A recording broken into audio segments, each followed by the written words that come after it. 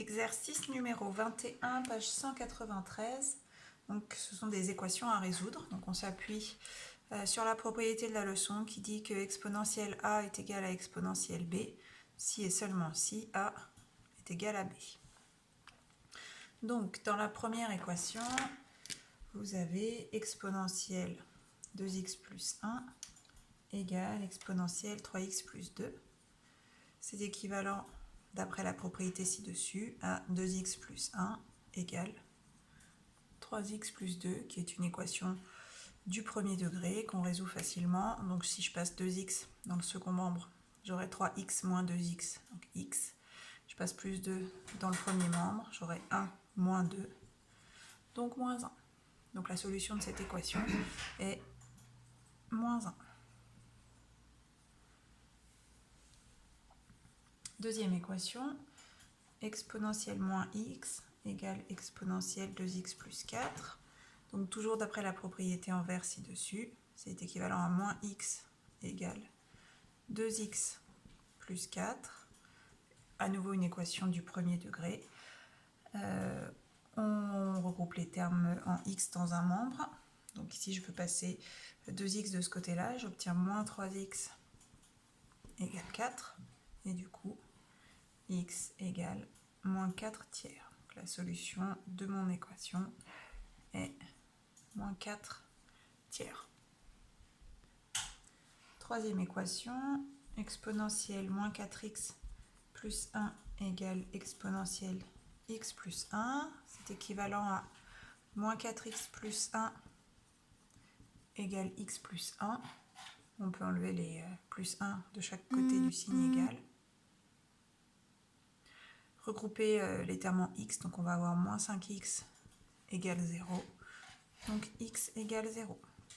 La solution de mon équation est 0. On passe à la quatrième et dernière.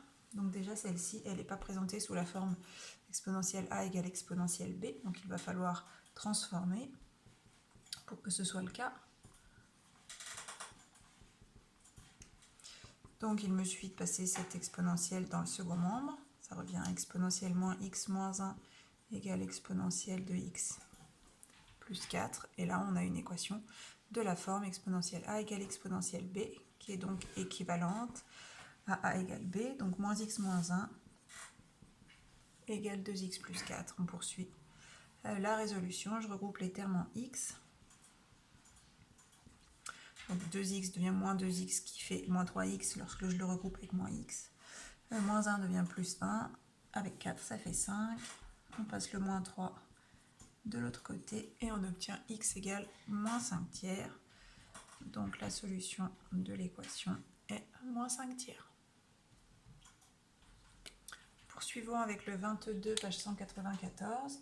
Donc celui-ci va s'appuyer sur la propriété qui dit qu'exponentielle a est supérieure à exponentielle b si et seulement si a est supérieur à b.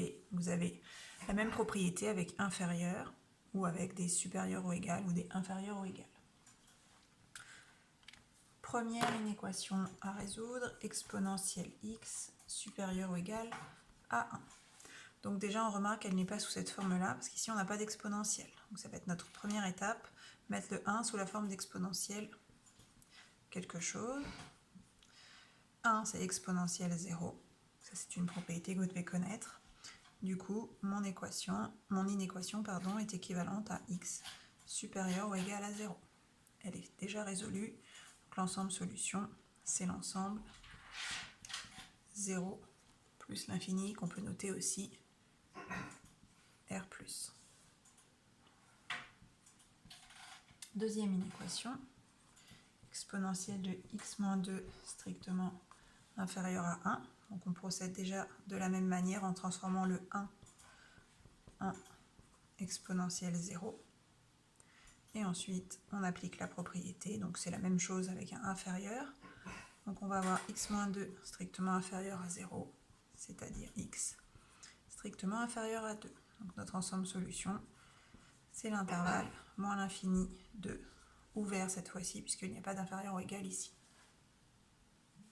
On continue avec la troisième équation, inéquation.